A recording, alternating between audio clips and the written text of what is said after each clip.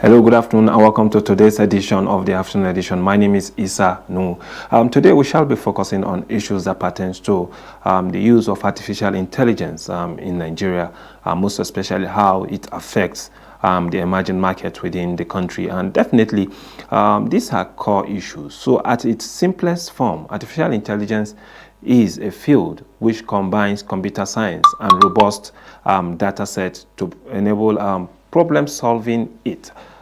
It also encompasses subfields of machine learning and deep learning, which are frequently mentioned in conjunction with artificial intelligence. These disciplines are comprised of AI algorithms which seek to create expert systems which make predictions or classification based on input data. So over the years, artificial intelligence has gone all through many cycles of hype. But even to skeptics, the release of OpenAI's ChatGPT seems to mark a turning point. The last time generative AI loomed this large, the breakthrough were in computer vision. But now, the leap forward is in natural language processing. And it is not just the language. Generative models can also learn the grammar of software code, molecules, natural images, and also a variety of other data types. The applications for this technology are growing every day, and we are just starting to explore the possibilities. But as the hype around the use of AI in the business taking off, conversations around ethics become critically important. While Nigeria has an AI startup such as Unicorn Group, the creators of Nigeria's first humanoid robot, the state of AI in Nigeria is still very much in its infancy. But an expert in Nigeria's tech ecosystem confirmed this on July 14, 2023 at the Lagos Startup Week, saying AI in the country is not even crawling yet. But then, while discussing how to foster AI innovation in this country, Dolapo Akimbishola, country head at Smart Comply app, believes the path to AI innovation has to start with education. One of the key drivers behind the evolution of AI in Nigeria has been the concerted effort of government and educational institutions recognizing the importance of AI for national development. The Nigerian government has taken steps to foster innovation and create an enabling environment for AI research and development.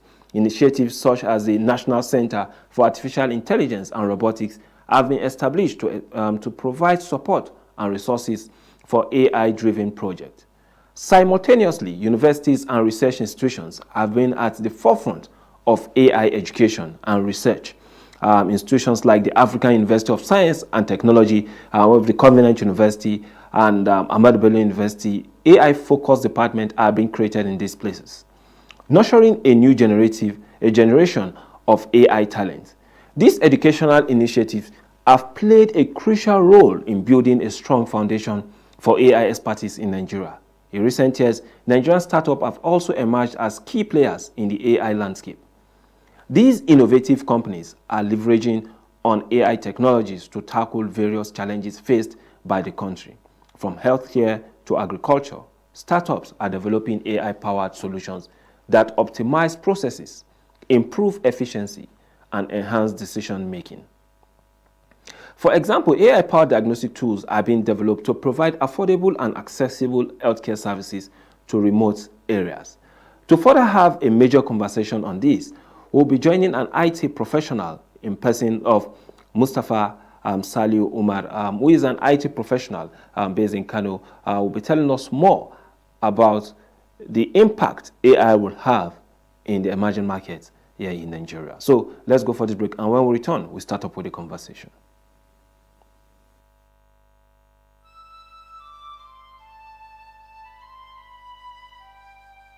We are a nation blessed with people of diverse cultures, religions, languages, and opinions. It is ironic that we are now being ripped apart by our greatest strength, our diversity. We have allowed intolerance, insensitivity, bigotry and nepotism to blind our vision of the greatness we can achieve working together as one. We may not have the same culture, nor religion, nor language, but we all belong to the same nation by the divine will of God. We did not choose to be Nigerians. Nigeria chose us. This nation is our divine heritage, and if we open our eyes, we will realize that what divides us pales in comparison to what unites us. And by the comparison and conciliation of our differences, we will grow until our differences disappear. Our unity cannot be willed by mere declarations, nor do we get unity by ignoring the questions that beg for answers. We must celebrate our diversity and debate our differences without fracturing our unity. Our strength is not in our numbers, but in our unity, because even the weak become strong when united. Nigeria unite. This message is brought to you by Abuja Broadcasting Corporation, owners and operators of Aso Radio 93.5 FM Abuja, Aso Television DSTV Channel 392, Star Times Terrestrial Channel 127, Free TV Channel 507, People's TV Channel 285, and UHF Channel 38. Welcome back from the break. And just before the break, I did inform you that our focus today will be on artificial intelligence and how it also affects our economy. Looking at the rate at which things have been done now. Now you cannot, so many issues you see online are things that you can hardly differentiate if they are real or not. But then sometimes we also have AI detectors that help us to scavenge which of them is real or not. So let us quickly join Mustafa Sali Umar. Mustafa, good afternoon and welcome to the afternoon edition. Good afternoon. Thank you very much for having me on the call. Okay, for some time now, the word AI has been going around, be it in tertiary institutions, be it in the marketplace and the rest. And we've seen what AI can do. First and foremost, give us a perception about the coming of AI and how do you feel it is going to revolutionize the industries in Nigeria? Thank you very much for that. So personally, I want to believe that AI is something that has been in existence for quite a while now. You know, just that we have in recent times we are seeing the implementation more, but it's something that actually has been around for a long period of time. So right from the beginning, AI is something that was created by Alan Turing. Like you actually mentioned earlier in your introduction, that AI works with data to help people make informed decisions and all of that. So really, the case here is that while we are seeing the rising adoption of AI today, the truth is that people are not ready, right? Like you mentioned, during the Lagos Tech Expo, someone said that we have not even scratched the surface of AI here in Nigeria, which is true. If you go to the developed worlds, they have gone really, really far as having robots giving people surgery that have been able to amass like very, very huge data sets, learn from it and apply it to it. So coming back to Nigeria and how it affects the industry in Nigeria, I think we are making really good progress because we have seen real life how people are already adopting it. Something as easy as strategy for students, teachers use it to develop curriculums, you know, people use it to make business decisions and all of that. So I think, yeah, like you mentioned, the company of AI is a good thing, and people are actually coming to realize the very aspect of it and how they can use it to improve their lives. But we still have a very, very long way to go. Okay, you did say that we still have very long way to go. That means that there are so many gaps that are yet to be covered. But how is the increasing adoption of this AI expected to impact on the job market? Okay, so Elon Musk once said that the goal of AI is to take us to a place where at some point human labor will not be needed anymore. That's like the ultimate goal. But at this point in time, I feel like the adoption of AI actually affects the labor market in two ways, right? So there are parts where it takes away people's job. You can't deny that. But there are also parts where it makes some jobs more adjustable. So, for example, let me give a typical example. There are people whose job before now is to sit down, look at your academic qualifications and all of that, and craft a very, very good CV for you. But today, with the invention of AI, is something that even the most person can do with his computer laptop, right? With his laptop, and he can just prompt ChatGPT and it will give him a very good and robust CV. So, in terms of the labor market in Nigeria, I feel like our labor force has a lot to do. People need to upskill themselves, irrespective of whatever sector you are. You need to put yourself in that position where you can use AI to enhance your job. Because if you don't do that, then your company is not going to need you anymore. Your company can easily just use computer to do the job you are doing, and it will actually do it better than you are. But ultimately, however smart AI can be, however intelligent AI can be, it was created by humans, and it also makes humans to eventually properly function. So it's left for people and people in the off market to find things to either educate themselves, to upskill themselves, and put themselves in their position to be able to harness AI for good. If there's this common thing that people say, if you snooze, you lose. So if you sleep on it, we're going to be behind, and future is whether you like it or not. So we need to be ready, and we need to just position left hand. Okay, I want to ask something that I've also experienced recently. I discovered that if I have a thought, for instance, about something, and this thing I didn't disclose it to anybody, I didn't even say it out, just my imagination that, oh, let me try and do this, let me try and do this, or let me try to get more knowledge on something. With the moment I pick up my phone and I start typing, I discover that the search engine I'm using will give me exactly what my thought is all about. Is this part of AI, and how is this possible? Of course, it is actually the high level, let me say the grassroots implementation of AI by the big tech companies. So let me give an example, like Google, for example. If you look at your phone, right, your mobile phone, you see that you have not less than 10 applications that are being owned by Google, right? So Google have these high-tech mechanisms where they can scrape data from whatever you're doing, right? Whether to your WhatsApp chat, your search engine, like what you are searching in Google Chrome, what you are discussing on Instagram, what you are writing on your notepad, and all of that. So these applications are being required to scrape information from your devices.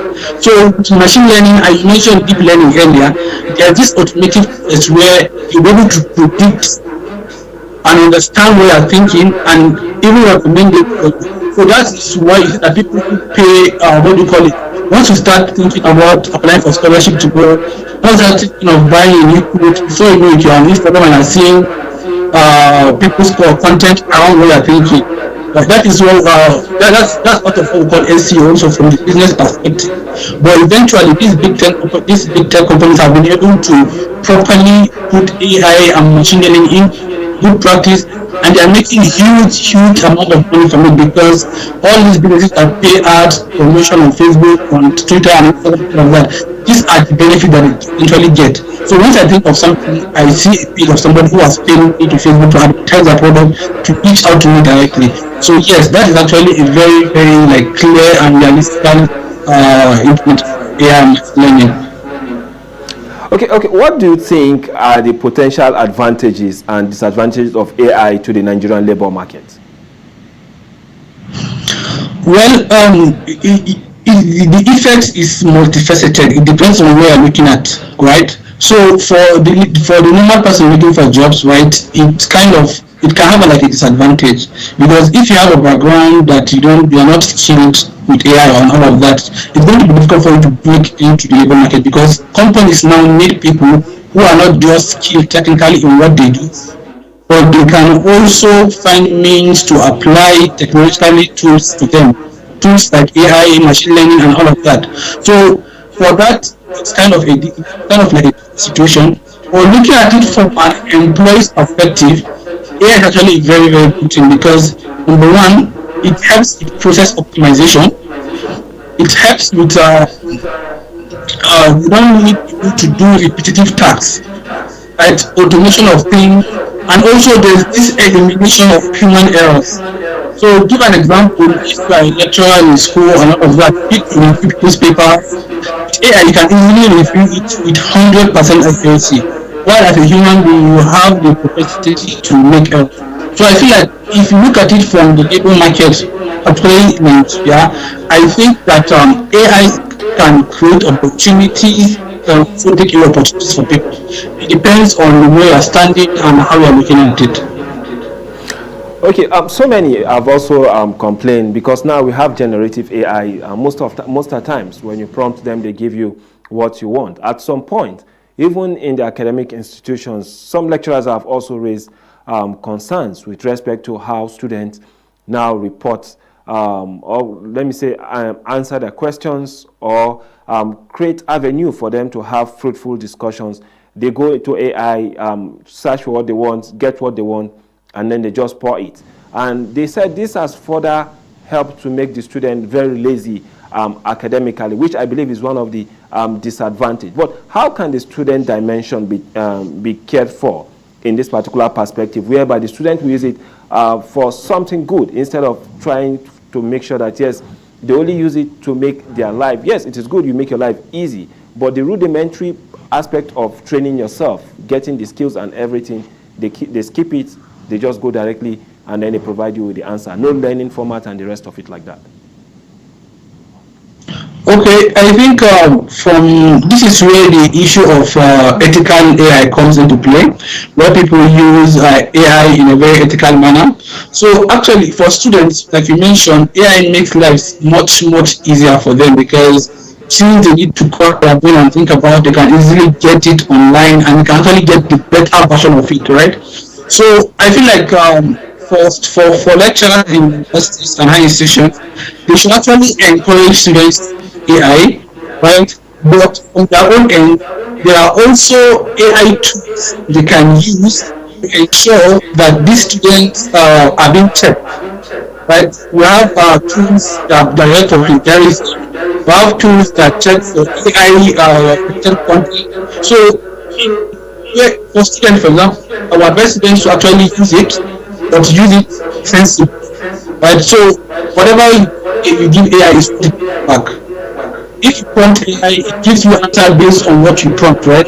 So it's good for them to use to help them their own knowledge and also AI that it can over there enhance their understanding. So I feel like AI is here to AI is here to help students and AI is here to make you better in whatever you do. But like you mentioned, people are become lazy. Some actually, I will not say everybody because I need to take their time to start AI prompt get the best version of what they can get, but I know also people who just sit and just type and they submit. But like I mentioned, on the other end, you go to develop companies, right? But even as you are applying for a scholarship and they ask you to submit your SPC, they will tell you that if you are using AI, it would be a way to actually check to ensure that you are getting content both from coming from you and machine and not just copy and pasting to you. So the program recently I did an exam, one of the university, and they actually flagged off for plagiarism. So I had to go back and edit the students. They can all use AI tools to check it, what students are submitting, and also lecturers can also use to mark scripts to check for students' essays, check for the assignments, and ensure that they don't copy or they don't plagiarize too much. Okay, but then still on this particular issue, before we go into the wider issue, there are still situations whereby you make use of AI to generate whatsoever question or answers you want it to provide.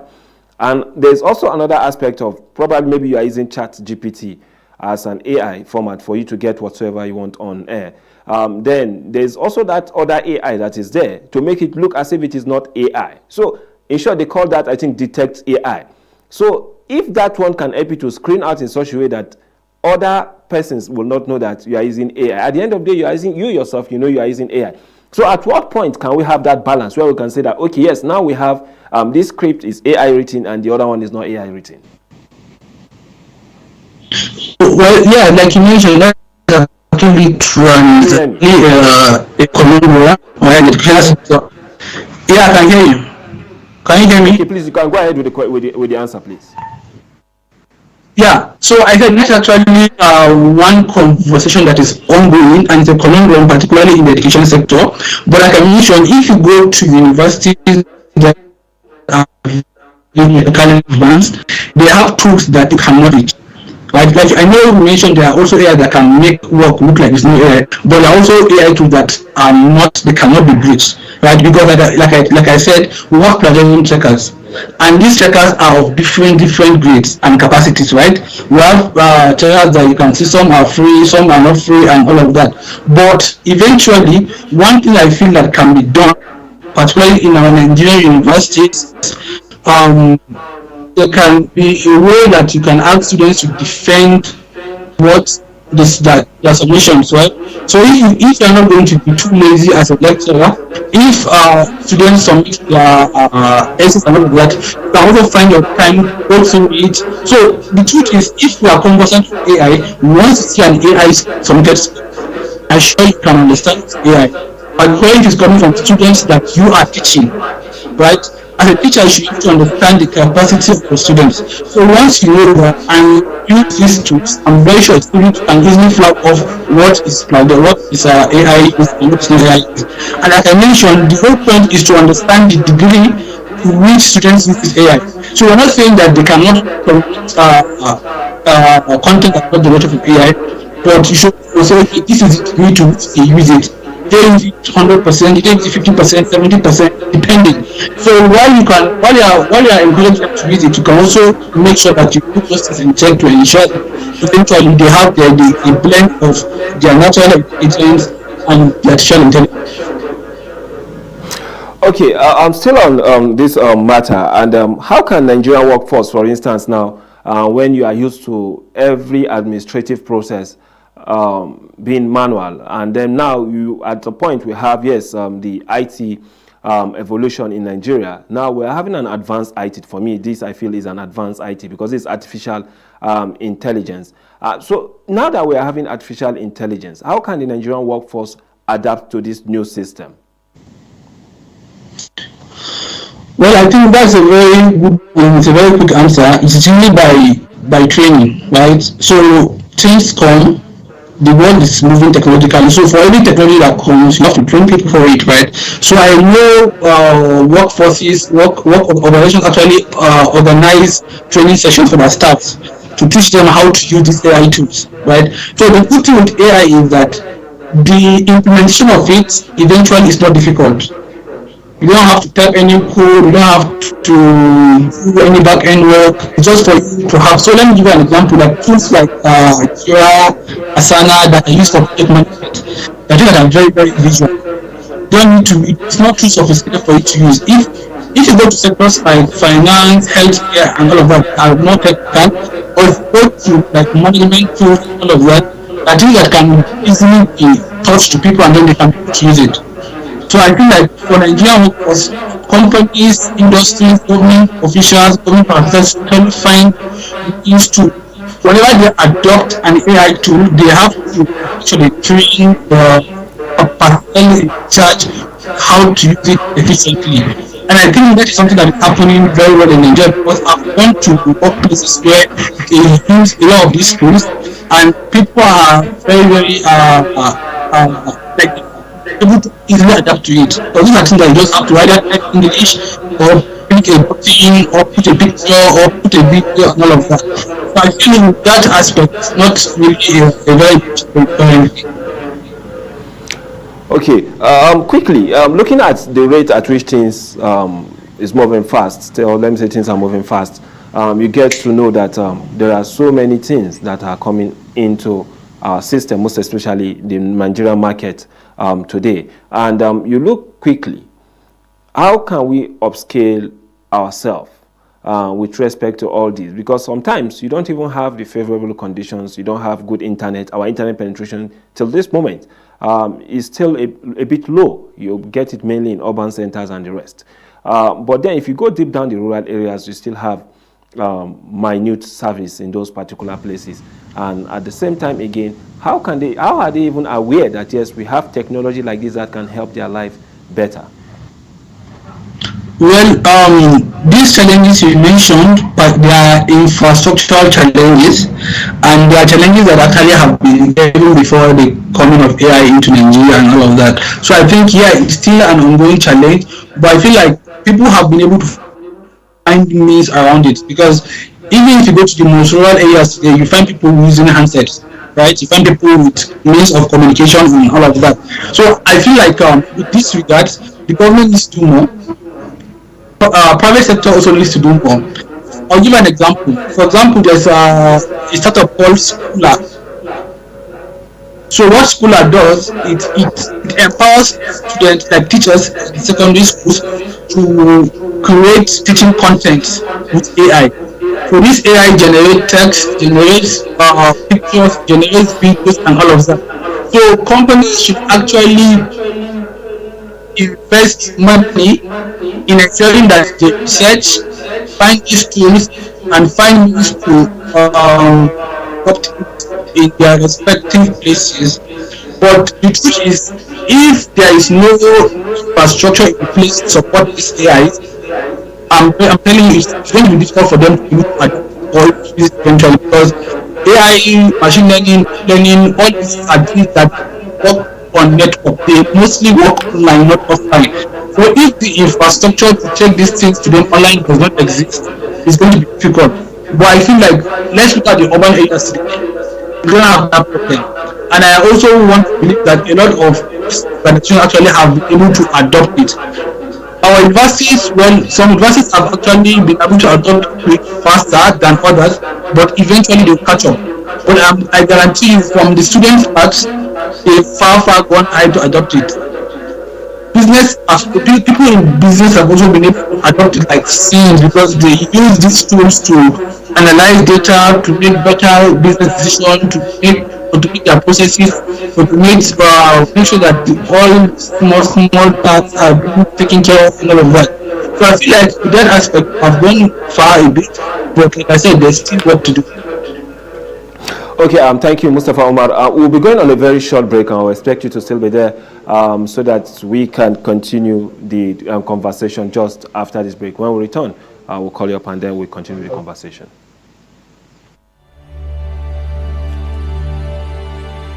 The welfare of millions of people for generations to come may be affected by the wisdom which we here display.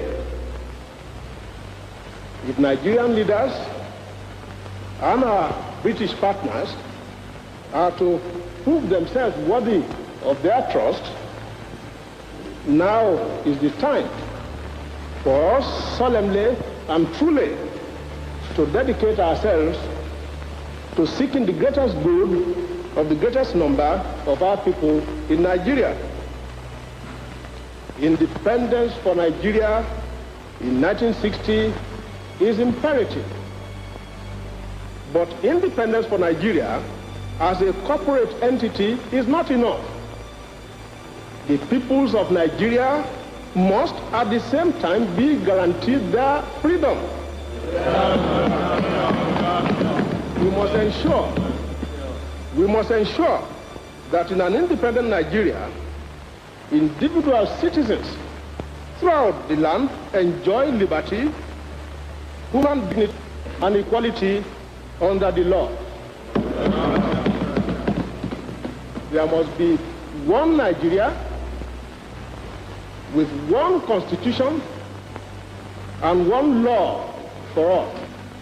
Let us therefore, Mr. Chairman, sir, close our ears to the counsel of despair which says that we cannot here at this conference agree on a constitution.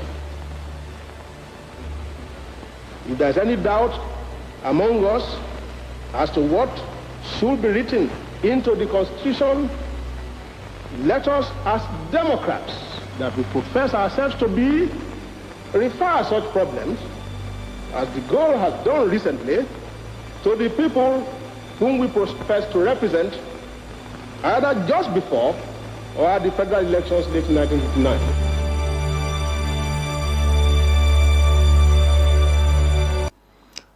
Welcome back from that mild break, and just before the break we did inform you that we are having conversation on artificial intelligence and its implications on the emerging market in Nigeria, and we are discussing that with an IT professional in person of Mustafa Sadi Umar, who also is a member of, or one of the executive directors, at the Northern Founders Community in Kano. So Mustafa, still on the issue with respect to the implications of AI in the country, are there specific sectors in Nigeria that are more susceptible to this job automation due to advancement in AI?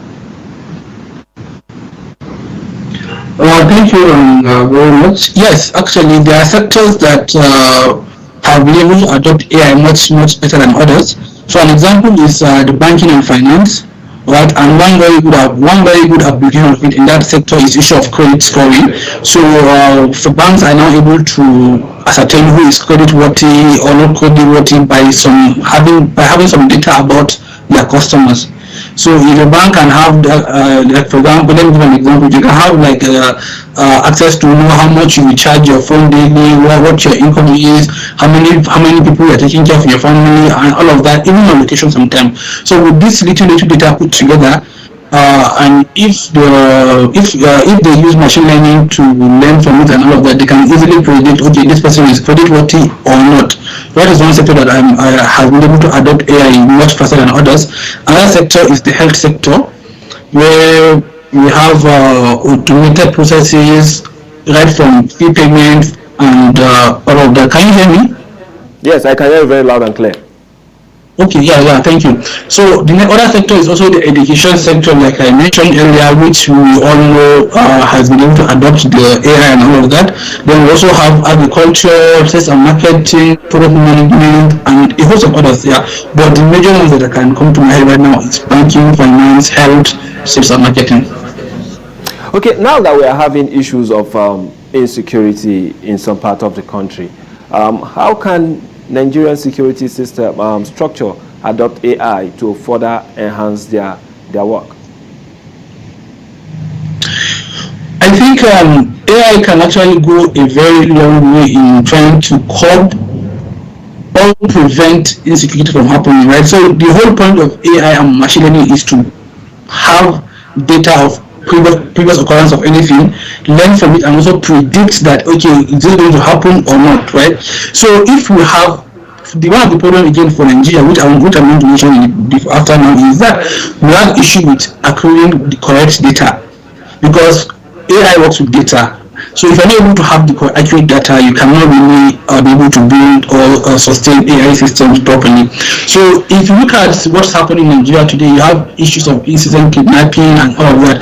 Even though a lot of people believe that the people who are at the end of affairs of these things know where these people are and all of that, but if they can use AI tools properly, they can actually find ways to curb it before it happens, and when it happens, they can also find ways to very effectively hamper and control, and also rescue victims of these incidents, kidnappings, and all of that. So we have things like the special technology that can easily detect where anybody is, just from a mobile number and all of that. We have tools that can easily predict, okay, these are places that are prone to kidnapping, these are places that are prone to these things and all of that. So you can also have systems that will eventually alert people, right? So you can say, if you are in this area, just be conscious.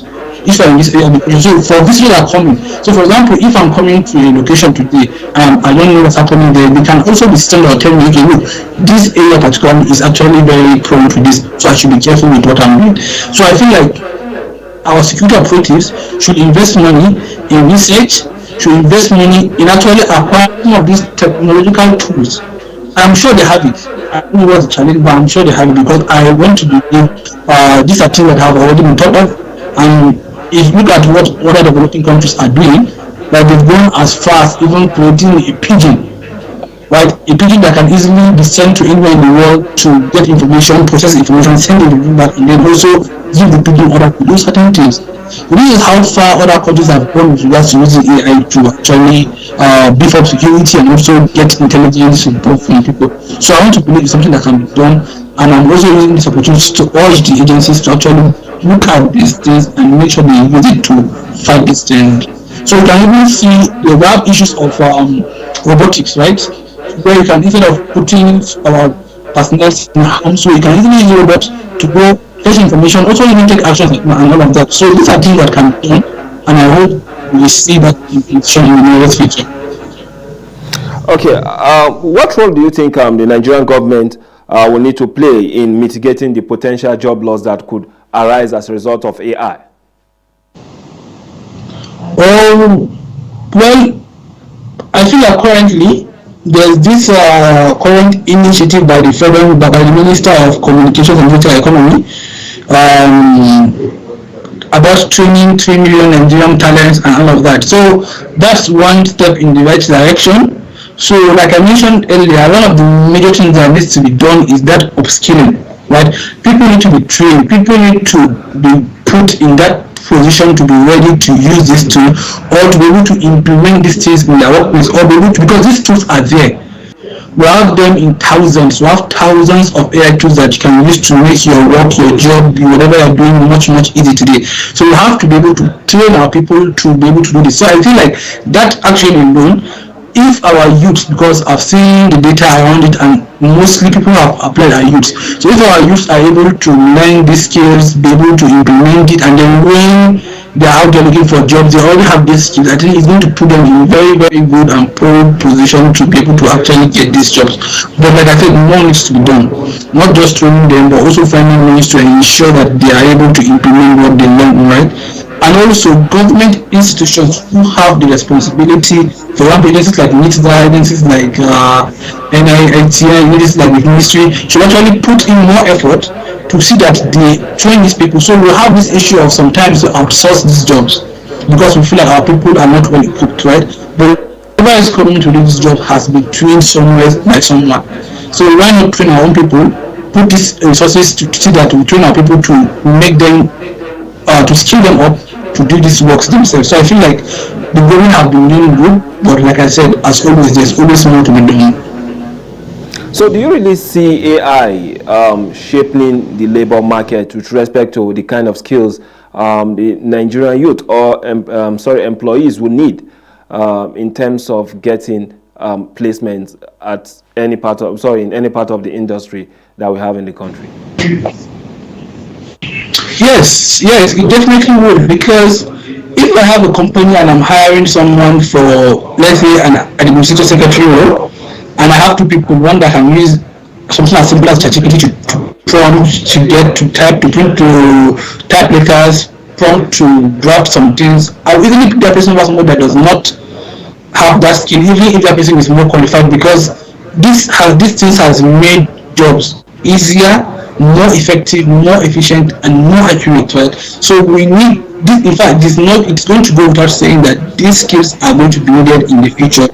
In fact, and the future is already happening, because we have seen cases where recruiters really want to understand your level of advancement technologically to actually say if you are fit for a role or not. So even in fields that I want to think they are not tech-related, fields like agriculture, medicine, and all of that, currently people will prefer if you have a degree and have attached skills to it than just someone who does not have a skill. So our people need to wake up, our youth need to wake up, they shouldn't feel like this is not something that concerns me, because eventually it's going to concern you, whether you like it, whether you see it coming or not. So we should be able to learn these things, and in fact, even not for the sake of looking for jobs, even to make our own personal life much easier. Something as simple as draft. You see people today, students cannot draft something as simple as an email. Something as simple as email, tell them to draft it or write it on paper, they can't. So if you're able to use something as simple as GPT to type your email, it's a good thing for you, even if you're not looking for a job, right? So it's something that whether it's for the labor market or not, is a tool that is going to be required. It's required yesterday, it's required today, and it's most definitely going to be required tomorrow. Okay, what strategies can Nigerian businesses adopt to balance the benefit of AI and the potential negative aspect of it? Well, for businesses, I would like to urge businesses to adopt tools that are being used currently in order to enhance their businesses. We have them a lot, right? So if you look at the major problems facing our businesses today, particularly SMEs, is around issue of inventory management, finance management, and all of that. So they are very, very cheap, and in fact, some of these things are actually free to use, right? So there are tools that you can use to easily check in your finances. There are businesses that are built to actually help you structure your business without any stress. So if you look at today, we have tools like Olivia, we have tools like Zoho, we have so many of them that if you download them today, you can have ways to make sure that your business is thriving. And these tools can also help you, like I mentioned, in having informed decisions, right? So as a business, these tools can tell you at the end of the year what product you have sold most, where you are making profits, the areas your customers are coming from, where you should focus on marketing on, who are the people that buy your stuff. So these are information that if you have, eventually you can actually know where to actually invest better, and you can know where your business is failing and all of that. So with regards to where the challenge is going to come from is actually the issue of the technical know-how.